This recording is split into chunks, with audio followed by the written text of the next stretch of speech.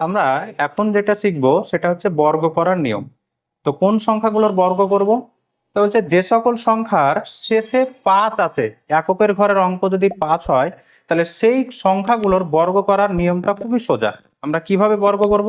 তো বলছে দেখো, যতগুলো আমি উদাহরণ লিখেছি সব সংখ্যার শেষে 5 রয়েছে, এখানে রয়েছে, এখানে রয়েছে, এখানটায় রয়েছে, এখানটায় রয়েছে, এখানটায়, সবগুলোতেই 5 রয়েছে। তো যদি শেষের সংখ্যাটা 5 হয়, এককের ঘরের অঙ্কটা 5 হয়, তাহলে সেই সংখ্যাগুলোর বর্গ করার নিয়মটা কি? বলছে শেষে 5 আছে, তাহলে আমরা 5-এর স্কোয়ার করলে কত হবে? 5-এর স্কোয়ার 25, আমরা বসিয়ে দিই। 5-এর স্কোয়ার করার পর এখানে যে সংখ্যাটা পড়ে থাকবে সেই সংখ্যাটা নিয়ে আমরা ভাববো। এই সংখ্যাটা কত রয়েছে? 2। তো বলছে এখানে যে যে সংখ্যাটা থাকবে সেই সংখ্যা এবং ঠিক তার পরের সংখ্যাটা গুণ করে এখানটা বসিয়ে দেবো। তাহলে এখানে রয়েছে কত? 2।